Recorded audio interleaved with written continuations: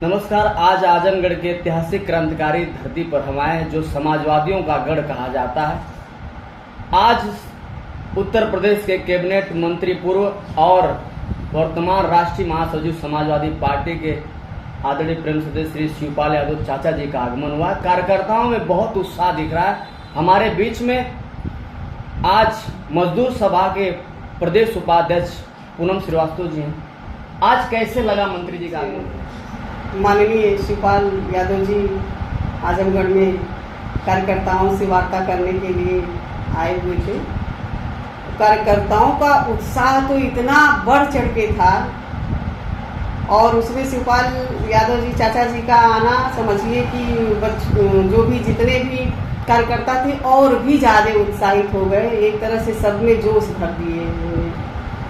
और समाजवादी पार्टी का यहाँ आजमगढ़ में इतिहास रहा है और हम लोग यही चाहते हैं कि पूरे संगठन सभी लोग मिल करके मनोयोग से सभी लोग हर वर्ग का ध्यान रखते हुए समाजवादी सरकार बनाएं।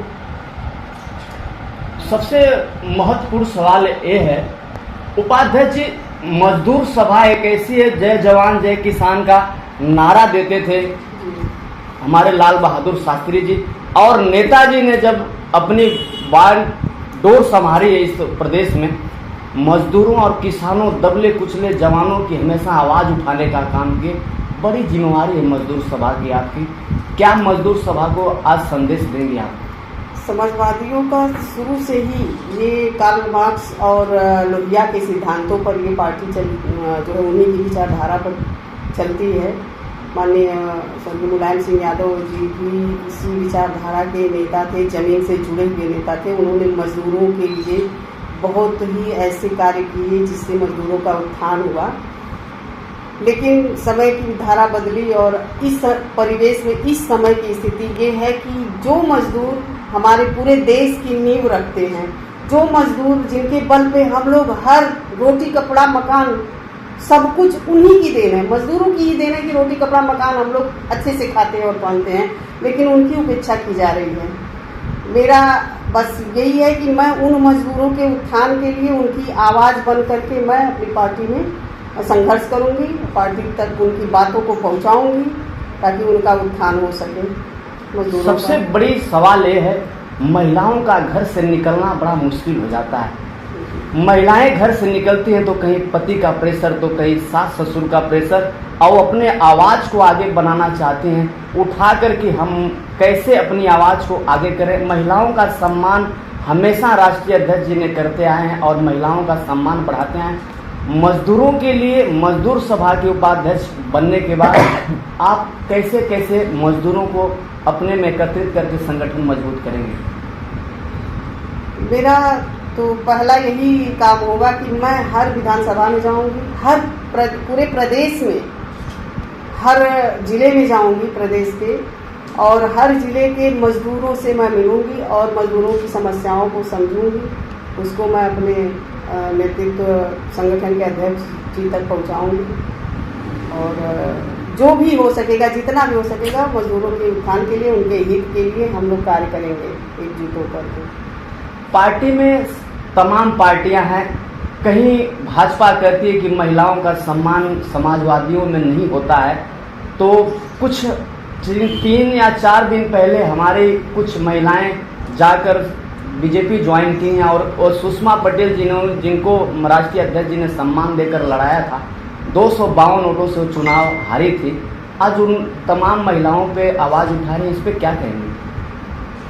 अब इस पे उन लोगों की विचारधारा कैसे बदल गई ये हम अब वही लोग बता सकते हैं, लेकिन इतना जरूर कहेंगे कि जो सम्मान समाजवादी पार्टी के राष्ट्रीय अध्यक्ष जी इस समय भी दे रहे हैं, पहले भी मिलता रहा, वो किसी पार्टी में नहीं, किसी भी पार्टी में नहीं मिल रहा।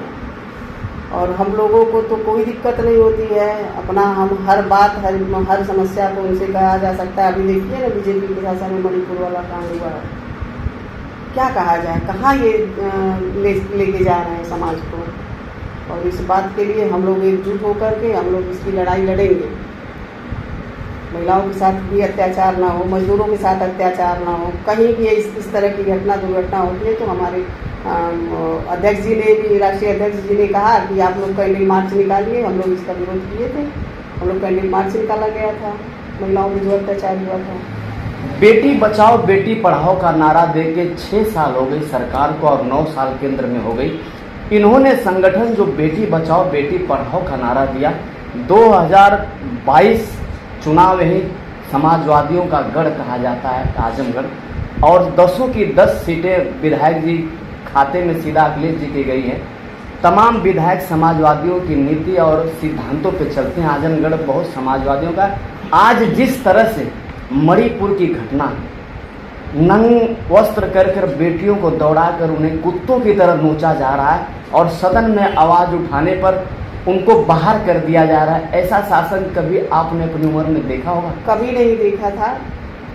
ये ऐसी सरकार है जो सच्चाई अगर बोल दे तो उसके घर ईडी, सीआईडी, बुलडोजर ये लग जाएगा। और आप खुद बताइए कि ये जो घटना हुई मणिपुर में, क्या ये इससे भी कोई शर्मनाक घटना हो सकती है? कभी नहीं हो सकती। ये बहुत ही शर्मनाक घटना है। हमारे पूरे समाज की महिलाओं का अपमान हुआ है और इस अपमान के लिए हम लोग सड़क पे उतरेंगे ताकि उनको उनका जो है अपमान का जो है उनको पार्टी से कुछ उन लोगों का जो सम्मान वापस दिलाया जा सके। केंद्रीय मंत्री बीजेपी में स्मृति ईरानी जी हैं, विधानसभा में चिल्ला कर अपना गला फाड़ रहे हैं। जब मनमोहन सिंह की सरकार थी और मनमोहन सिंह प्रधानमंत्री थे, 423 रुपया सिलेंडर था, 48 रुपया पेट्रोल था, 42 रुपया डीजल था। जाके लोकसभा के बाहर सिलेंडर लेके बैठ गई थी और मनमोहन सिंह को चूड़ी भेजी थी। आज सिलेंडर का दाम 1250 हो चुका है और पेट्रोल का दाम 100 के आसपास है। इस महंगाई पर वो नहीं बोलती हैं। अब इससे बड़ा अत्याचार क्या महिलाओं के साथ हो सकता है? इन पे क्या कहेगी?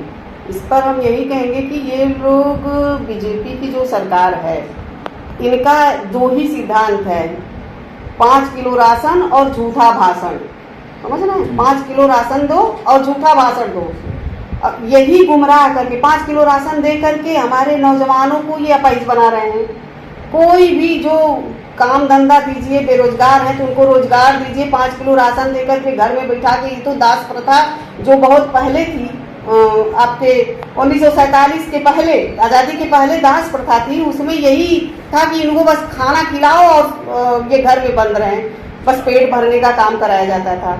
वही दास प्रथा ये बीजेपी वाले फिर लाना चाह रहे हैं और इसी का हम लोग विरोध कर रहे हैं। दूसरा काम इनका झूठा भाषण, 15 लाख रुपए खाते में और नौकरी, एक भी रोजगार इनके शासन में एक भी वैकेंसी नहीं आई, जो आई उसमें पेपर आउट हो गया।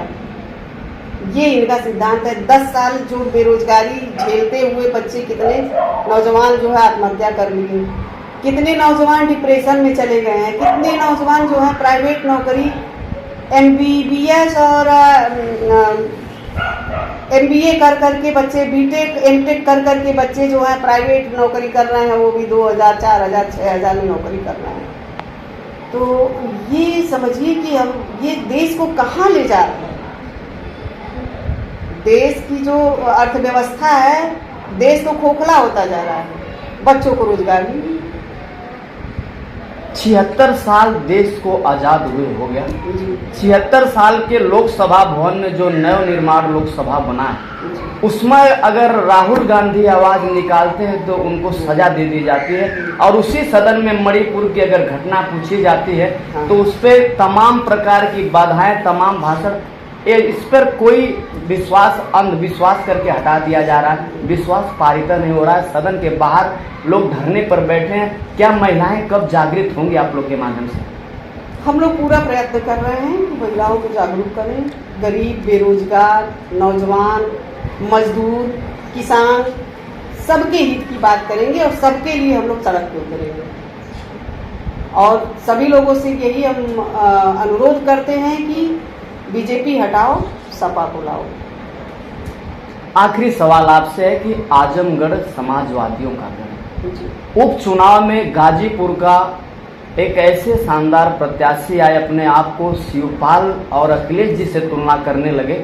उपचुनाव में चुनाव तो जीत गए, अब वो कहते हैं कि यहाँ अगर शिवपाल या मुला अखिलेश कोई भी आ जाए वो हमारे टक्कर के लड़ने वाले ने। क्या 2024 फिर से समाजवादियों का गढ़ कहलाएगा? जो ये कहते हैं ना कि माननीय शिवपाल जी और अखिलेश जी की कोई औकात नहीं है हमारे सामने, उनका ये बड़बोलापन है। पहले वो अपनी औकात को देखें, उनको पिक्चर की शूटिंग करना है और बस बड़बोलापन दिखाना है। पहले वो अपने अंदर झांके कि वो जहाँ खड़े हैं वो उसमें भी माननीय राष्ट्रीय अध्यक्ष जी का हाथ है, उनको भी खड़ा करने में। और आप जानते होंगे कि सांस्कृतिक विभाग में कौन सा यश भारती पुरस्कार माननीय राष्ट्रीय अध्यक्ष जी की ही देन है और किसी सरकार ने लोगों